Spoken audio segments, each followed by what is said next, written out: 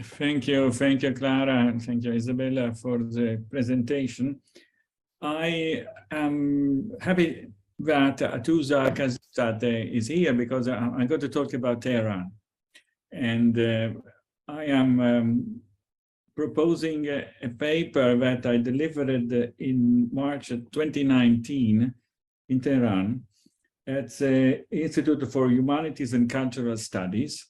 I was invited there by the director, Professor Ali Asghar Mosleh, and we were there for a Humboldt colleague, which is a meeting sponsored by the Alexander von Humboldt Stiftung. But I had the pleasure of visiting, and I'm giving you this, Iranian Institute of Philosophy, 1974. And which means that the Iranian Institute of Philosophy was founded by Sayyid Hossein Nasr, who is a very distinguished philosopher, and he was actually the private secretary of the Empress Faradiba. So it was Faradiba that made it possible to establish the Institute of Philosophy in Tehran in the current location. It's still there. It's a beautiful building. And I met Sayyid Hossein Nasr in Boston in 1998 at the World Congress of Philosophy that was organized by Jaco Intica and Ernie Souza in Boston. It was a tremendous encounter for me because I discovered that we were both teaching in Washington. It was a George Washington University. I was a Catholic university. So I had the chance of visiting him again.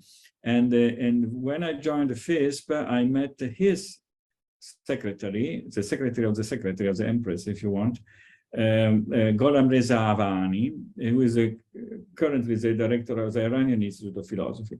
So the interesting thing is that the Iranian philosophers and humanities scholars invited me to talk about this, social, cultural, religious innovation. So this is what I'm going to entertain you for the next 15 minutes. And then you will see that actually there is, I don't need to tell you how beautiful Iran is and how beautiful the people are and how interesting the developments are. So I'm not going to make any provision because I don't have data. I was there 3 years ago. But I saw a very lively environment and really beautiful people. So we can think about that. And as you see, the Iranian Institute of Philosophy was founded in 1974, sponsored by the Empress. So there is going to be some continuity in the history of this country, and the continuity goes back. But anyway. Let me start reading this paper, the one I gave in Tehran 4 years ago. Globalization has made it clear that the most urgent objective is to work on policies of social and cultural innovation to the advantage of citizens, policies that aim at achieving changes in the regulatory environment that make societies both inclusive and reflective. The Framework Convention on the Value of Cultural Heritage for Society, which was delivered at Faro in 2005, encourages reflection on the role of citizens in the process of defining, creating, and managing a cultural environment in which communities evolve. So it's about cultural studies, what I'm talking about. It is now time to examine the implications of innovation for redefining the ways in which the humanities have been envisioned, particularly to visualize the various ways in which they engage with cultural processes in the past, present, and future. Now 3 items. Social innovation. Social innovation aims to directly address unmet social needs in new ways by developing or enhancing new products and services through the direct engagement of the people who need and use them, typically through a bottom-up process. This is social innovation. Cultural innovation is what this paper is about, actually, is something that tops up social and technological innovation. You'll hear more about that. And religious innovation This is what I was talking to the mullahs in 2019.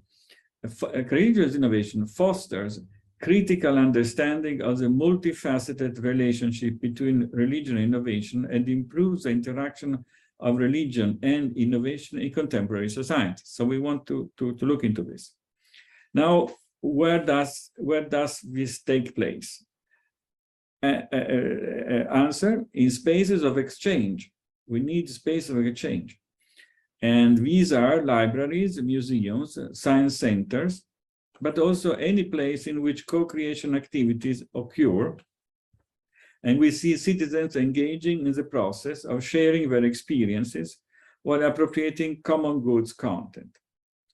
At this level, social innovation becomes reflective and generates a cultural and religious innovation. Insisting on reflexivity helps to raise awareness for the importance of framing issues around engaging with science and society, identifying problems, and defining solutions. Now, a few words on social innovation. Now, innovation is part of economics because it is about funding that generates knowledge. However, we do not have only industry-driven innovation. We have also innovation in society, in culture, and as I said, in religion. What is social innovation we know about? It is the backbone, actually it is been defined, accepted, the backbone of all European research policies. And this is something that the President of the Republic of Portugal, Marcelo Rebelo de Sousa, made it clear in the concluding remarks he gave at a conference organized by the European Commission in October 2017. The title of the conference is Opening Up to an Era of Social Innovation. You can find it on Google. The former president of the European Commission, Romano Prodi, has pointed out as the role played by social infrastructure, and we have in education, which are schools of education, but also long life education, health. We have our health system, but we also have the, let's say, continuous health, that is the retirement system. So in social housing, and we have urban regeneration. So these six are social infrastructures, and they obviously produce innovation. But what about cultural innovation? The term is mentioned at times just to say that culture too needs innovation, and in fact produces innovation. We have museum studies that foster innovation in museography. Archaeology fosters innovation in data science that becomes data humanities. Music and art foster innovation through social networks. Technology adds economic value in the heritage sector. Digitized cultural material can be used to enhance the visitor experience, develop educational content, documentaries, application for tourism, and games. Games is also part of innovation. The question is, what part of social innovation is cultural innovation, and what rights can cultural innovation claim with respect to society? A preliminary answer is cultural heritage marks one's cultural identity, which is at the same time diversity. Assessing cultural innovation as a value-sensitive integration of technology and social innovation is a great challenge that contemporary science and technology studies are confronted with, so that we need to give a closer look. So first, we acknowledge the fragility of experiential knowledge, that is, of knowledge that is not scientific, but rational and robust, and is produced through lay people, experiences, and activities. Such a knowledge is, however, fragile because it is not supported by the kind of institutional framework which works quite well in the case of scientific knowledge. We also acknowledge this distributive unfairness in connection with epistemic goods such as knowledge, education, communication, and we call this epistemic injustice. I think all of you know the works of Melanie Flicker. In sum, fair and unfair epistemic practices of co-creation, by elaborating on the practice of giving and taking reasons, play a role in the responsible co-creation of knowledge.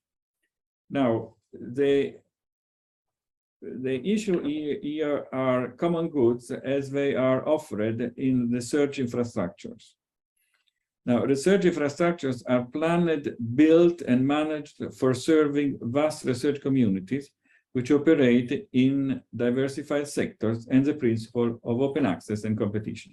Now, cultural innovation comes from the repertory of research infrastructures. There is a strategy working group that has the title of Social and Cultural Innovation. Now, what do these infrastructures do? Well, they help tackle the greater challenges facing society, such as health or demographic change, or the inclusive, innovative, and reflective societies challenge.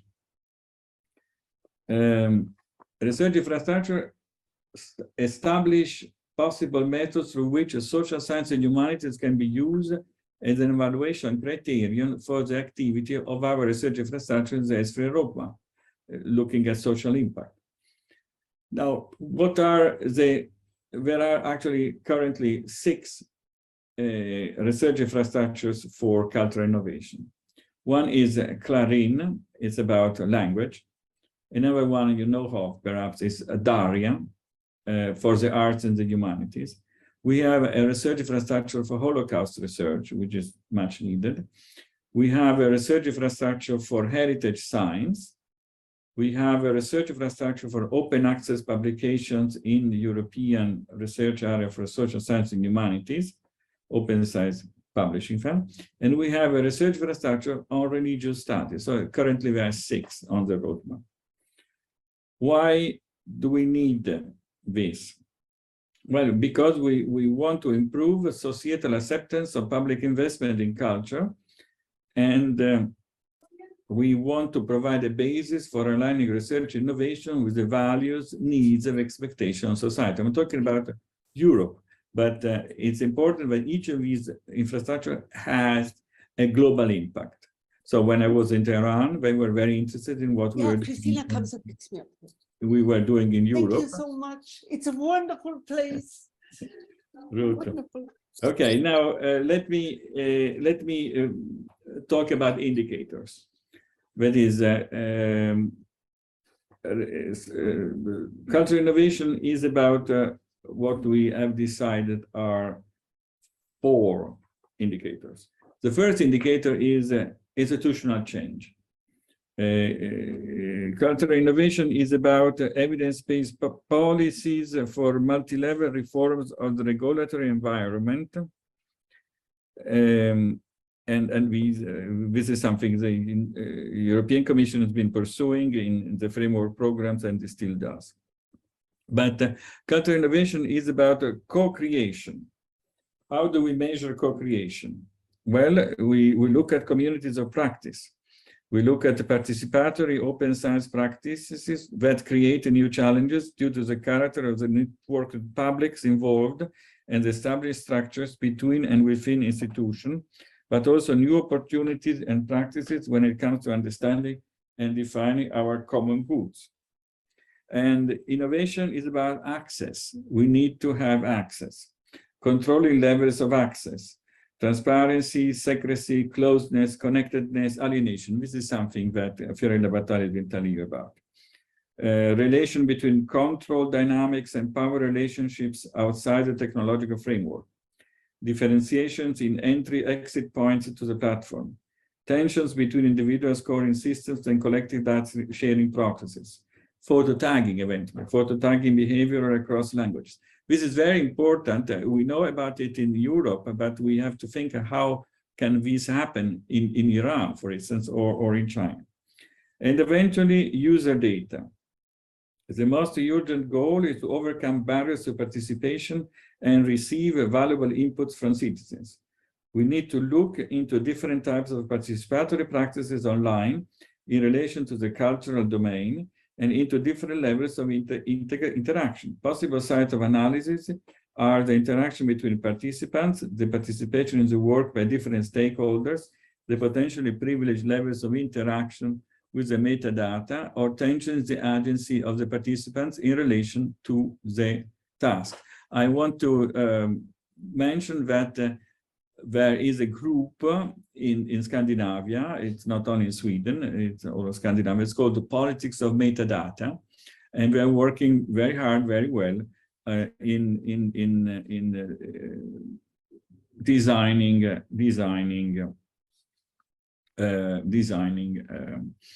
let's say, plans to eventually provide data and share data and look into data. Now, let me conclude by a few words on religious innovation. The new missions of the current framework program for research innovation for the financial period 2021-2027 are about fostering research on the systemic change in new generations. We need to foster a change in the mindset. For instance, what happens as regards to urban development, urban regeneration, institutional change. The interesting thing is that Europe is stepping up to considering inclusion in the direction of what China has been doing since thousands of years under the Confucian notion of spiritual humanism. What do I mean? I mean that we are in front of the double transition, green and digital, and we do it because there are priorities. But the point is that humanism is at stake, and that we share humanism if we have some religious notion. I have been following closely the research on interactions between religion and innovation that had been carried out at the Fondazione Bruno Kessler in Trento. There is a center there, which is called the Center for Religious Studies. This center has dedicated particular attention to the dynamic texture of religious communities and tradition, as well as to the contextuality of social, cultural, and technological innovations, thus avoiding reductive definitions of either religion or innovation. So the idea is that they don't contrast, they may go together. Following an action research approach, the center in Trento has focused on the role of digital technologies in processes of social change. This is what we see all over in the world. It explores the potentials of technology-assisted and technology-enabled social innovation in collaboration with researchers in information and communication technology. This is something that Fiorella Battaglia has been talking about. The analysis of phenomenon of innovation in religions, you rather have that and not religious innovation, but it's just a matter of semantics, confirms the validity of the indicators listed above. New religious groups strive for institutional recognition. These new religious groups strive for institutional change. First group of indicators. They do so by constituting communities of practice. And that's the second group, participation. The second group of indicators, participation. They access cultural legacies, and that's a third group. And finally, they leave traces in form of user data. User data, fourth group of indicators.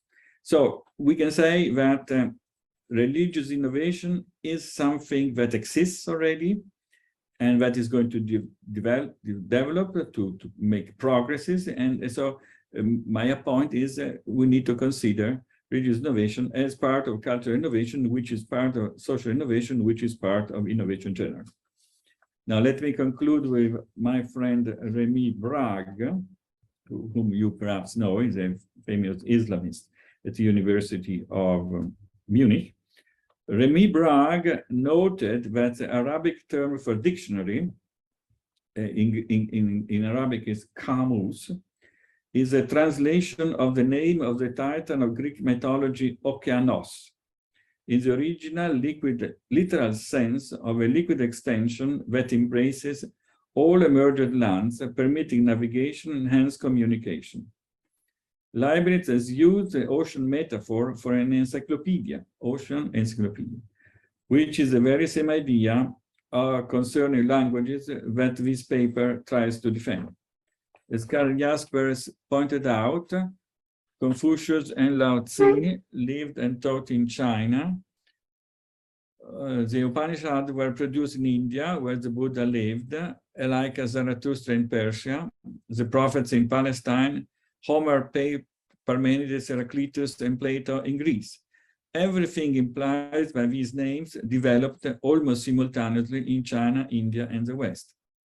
Today, we see the rebirth of the cultural melting pot that Plato spoke about in the Timaeus. It's a famous interview of Solon with the Egyptian priest in Timaeus 23c and following, thus prefiguring the translation of Greek words, culture, and thoughts into the Latin words of Cicero and Boëthius, of the dynamics of the great Mediterranean cultural circle made of translation and tradition of philosophical, religious, and medical texts from Greek and Hebrew into Arabic, Latin, and all vernacular languages. Yes, this is what I've been sharing with our friends and colleagues and beautiful discussions we had in Tehran 3 years ago. And I'm confident we will continue to have a successful dialogue. And so we are aiming for victory, as Atuza says. Very good, thank you.